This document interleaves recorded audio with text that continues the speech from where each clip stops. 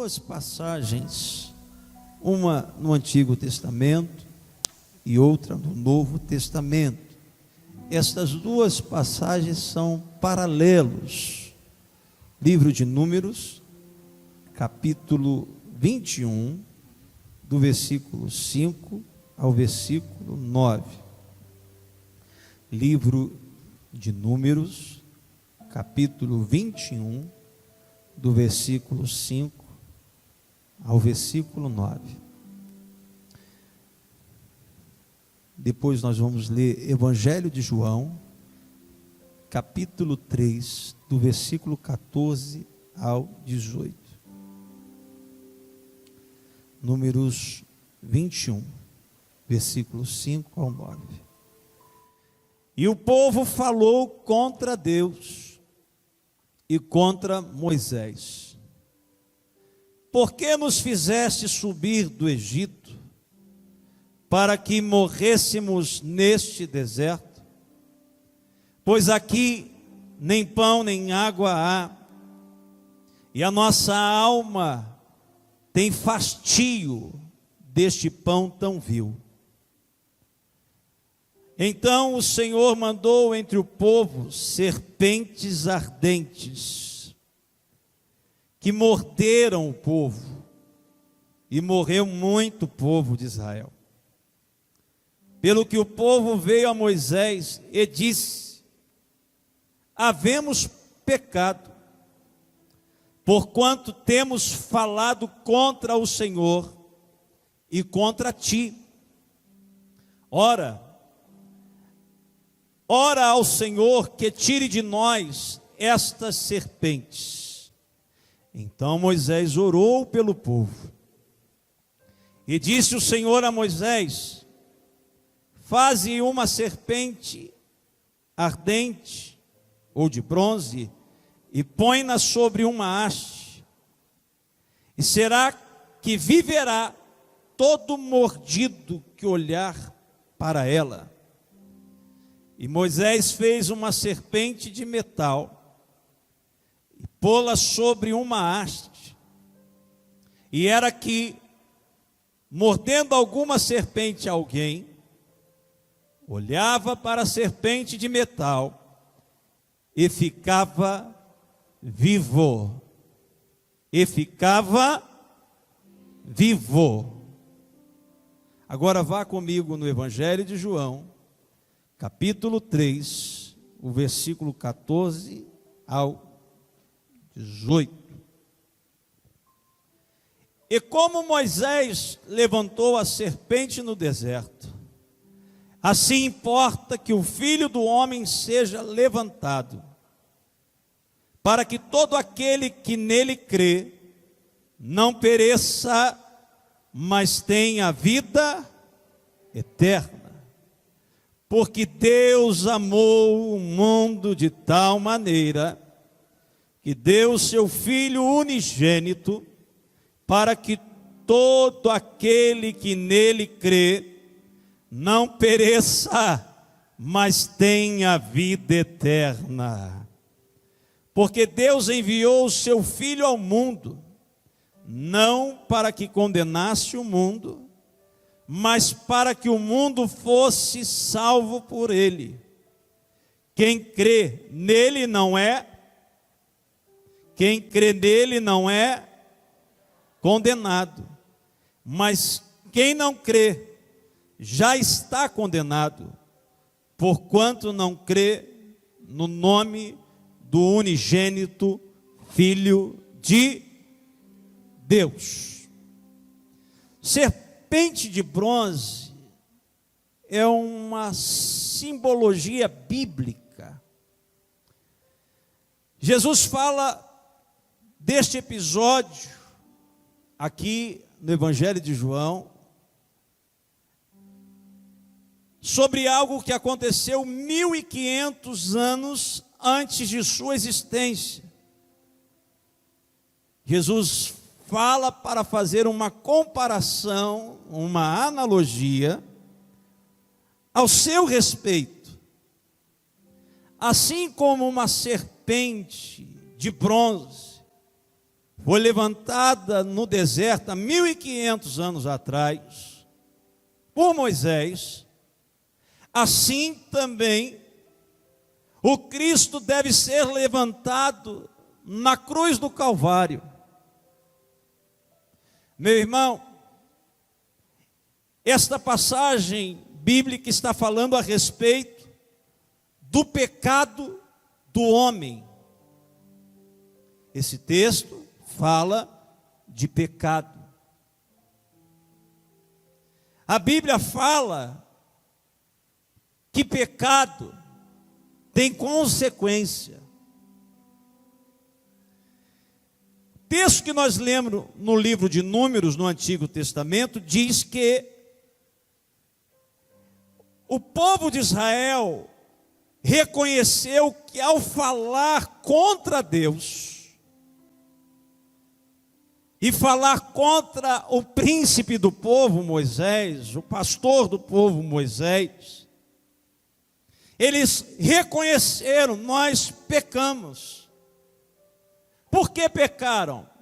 Porque Deus entregou a Israel no deserto, quando os libertara, uma bênção. Deus entregou a bênção da provisão. Eles tinham o maná que caía dos céus, eles tinham o cuidado de Deus, a roupa crescia, a sandália crescia.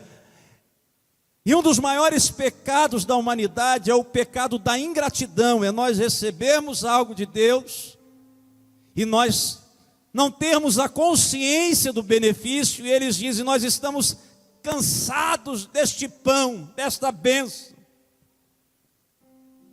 Erraram, pecaram, mas reconheceram, acordaram: nós pecamos.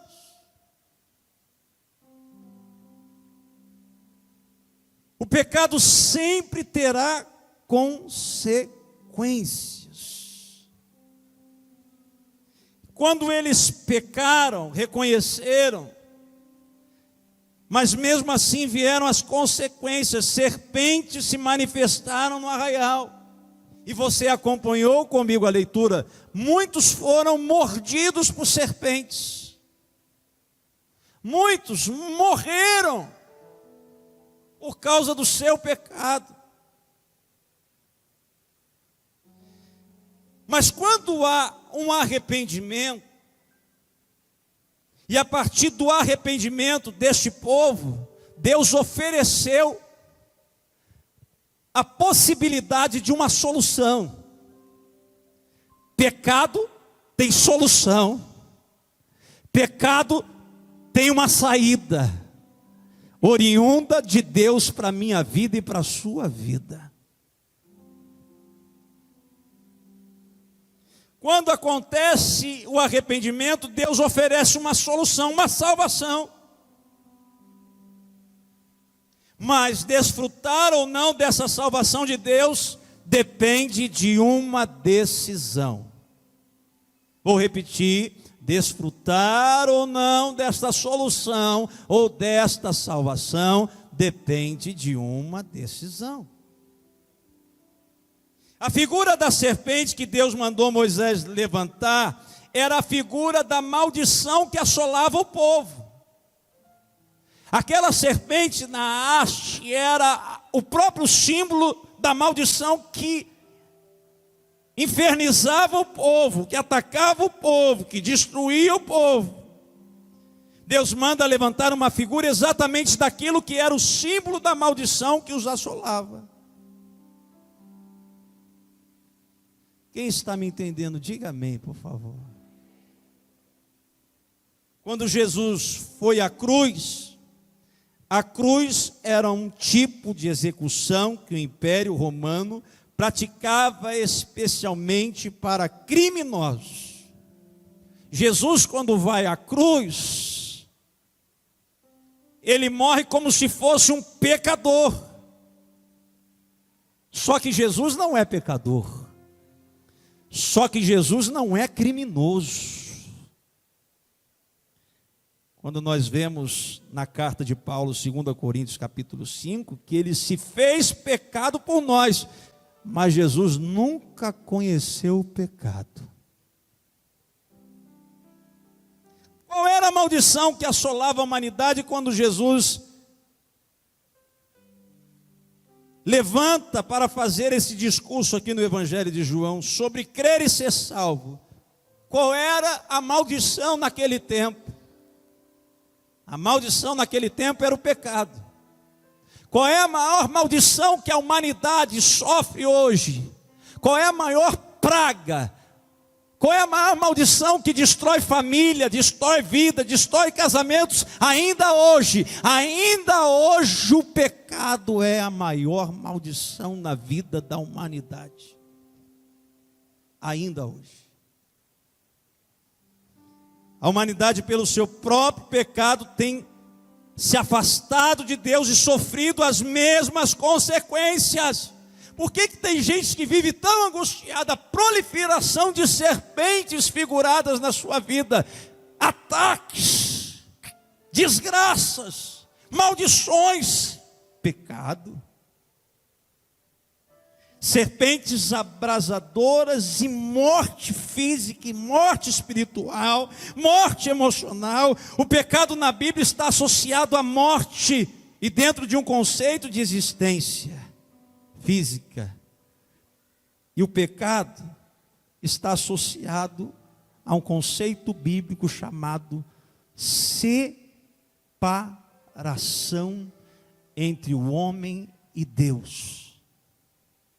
Pecado traz separação da sua comunhão com Deus. Pecado impede as pessoas de sentirem a presença de Deus. A prática de pecado destrói a perspectiva de um futuro melhor. A prática do pecado destrói a perspectiva de uma vida melhor, porque o pecado separa o homem de Deus.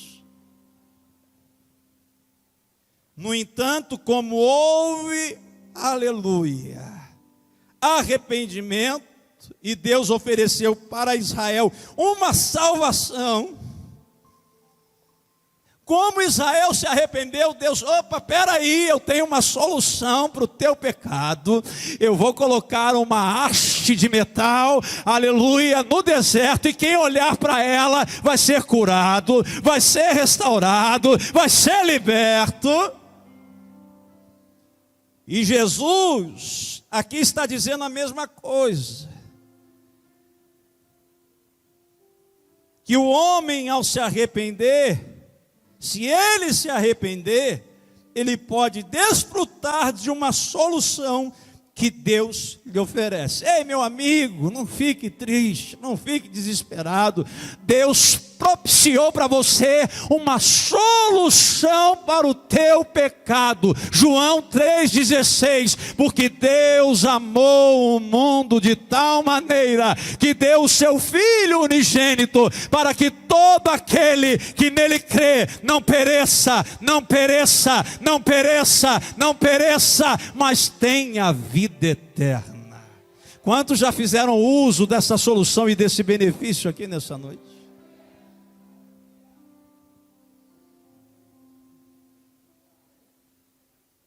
Mas é preciso se arrepender.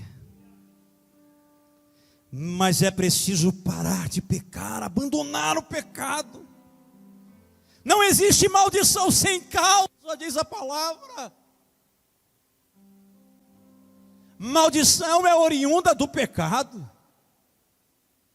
Mas Paulo fala que aonde abundou o pecado, superabundou a graça de Deus. Deus pode virar essa chave. Deus pode mudar essa situação. Deus pode virar o teu cativeiro. Aleluia, Deus pode resolver esse problema. Por que serpente de bronze, pastor? Porque bronze na tipologia bíblica fala de juízo, de julgamento. Se por um lado Deus é amor, doou seu próprio filho, Deus também é juízo. Deus é justo, Deus é correto. O homem pecou e deve ser julgado. Tudo o que nós fazemos deve ser julgado por Deus, deve ser colocado na balança por Deus, deve ser analisado por Deus, porque Deus é justo. Me ajude a pregar, por favor, aplique isso aqui na vida de uma pessoa. Deus, diz aí, não faz vista grossa para o pecado.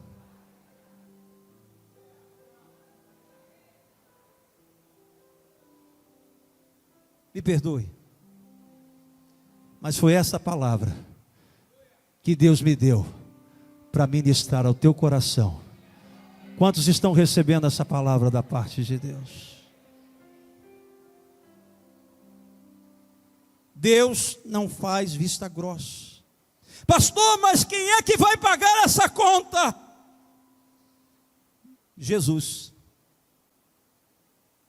Ele disse para o pai: deixa que eu vou pagar a conta. O homem não tem condições. Mas Jesus disse lá nos céus, meu irmão, em algum momento da história, Jesus disse para mim e por você, disse: deixa que eu pago a conta, deixa que eu pago a conta daqueles irmãos que vão estar em pleno janeiro, 5 de janeiro de 2020, me adorando. Eu já estou vendo o fruto do meu trabalho, eu pago essa conta. Ei, Jesus pagou um alto preço na cruz do Calvário por mim e por você.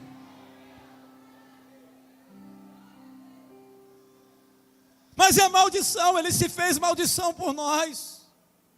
É maldição, eu me faço maldição por eles. Por isso que Isaías diz, no capítulo 53, o profeta Isaías diz: o castigo que nos traz a paz, a maldição que nos traz a paz, a culpa que nos traz a paz, estava sobre ele. Aleluia! Ele levou a minha culpa, ele levou a sua culpa, ele levou a sua maldição, ele levou sobre si.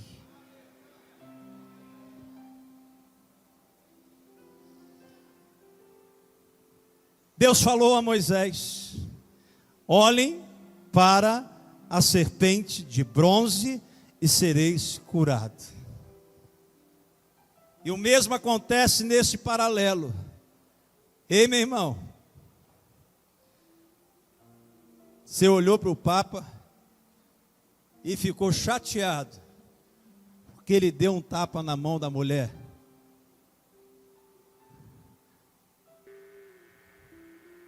Olha para Jesus.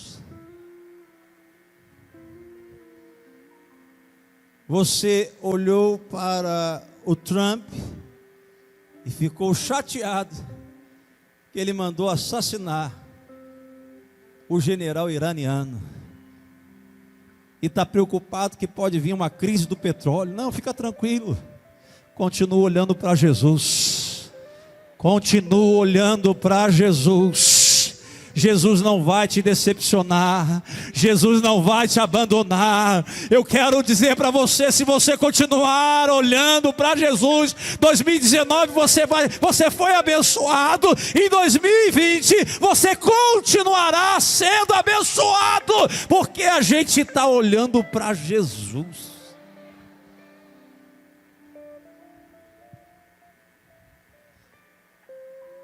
Olhe para Cristo. Olhe para a obra de Cristo. Não é só crer em Jesus. O Jesus é crer na obra, no fato, no sacrifício. E a Bíblia diz: olha para Jesus e sereis curados, restaurados e sarados.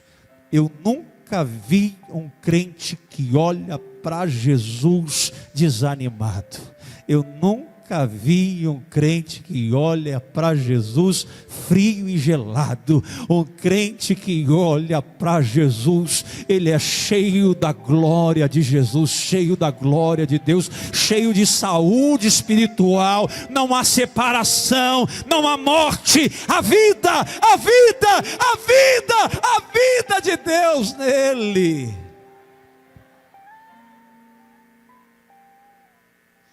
Jesus diz: quem crê Quem crê será salvo. E crer está ligado a arrependimento. Eu creio, eu reconheço o meu pecado. Crer está ligado a reconhecer os nossos pecados. Crer está ligado a nós confessarmos o que está em Romanos, capítulo 10, versículo 8 e versículo 9. E eu finalizo aqui. Romanos, capítulo 10, versículo 8 e versículo 9. Mas que diz: a palavra está junto de ti, na tua boca e no teu coração. E esta é a palavra da fé que pregamos, a saber, se com a tua boca confessares ao Senhor Jesus em teu coração, creres que Deus o ressuscitou dos mortos, serás salvo, serás salvo, serás salvo. Aleluia, aleluia. Hoje está chegando salvação para a tua casa. Aleluia, hoje a serpente vai ser aniquilada da tua vida. Não vai ter mais mordida, não vai ter mais morte, não vai ter mais maldição. Hoje Jesus traz salvação para a tua casa. Será que você pode se colocar em pé glorificando o nome do Senhor Jesus? Ei, rompa com o pecado. Reconheça as tuas falhas. Mude de vida. Mude de história. Onde está a primeira vida que deseja confessar a Jesus com a sua boca?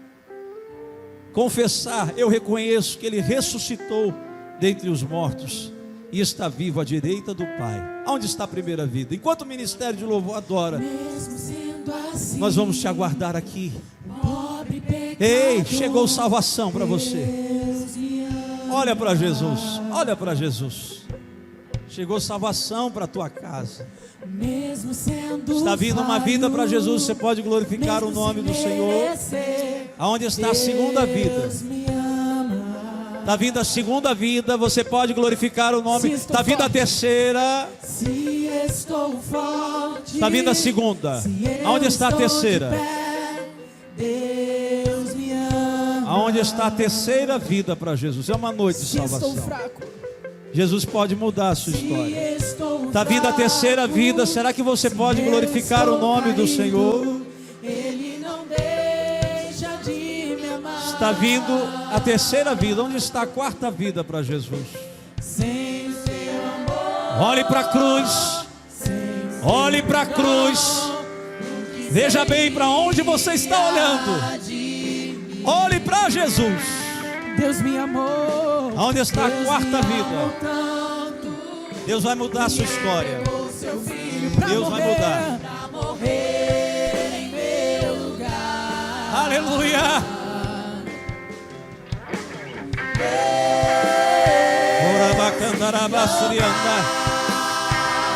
Aleluia. Porque Deus amou o mundo de tal maneira que deu o seu Filho unigênito, para que todo aquele que nele crê não pereça, não pereça. Aleluia.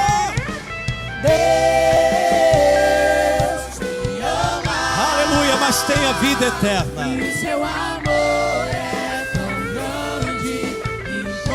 Pecado é maldição. Pecado tem consequência. E Ele está sempre de braços abertos para mim. Mas Jesus está perdoando todos os teus pecados aqui. A quarta vida já está aqui. Onde está a quinta vida para Jesus? Você pode glorificar a Deus com as suas palmas na vida dessas pessoas?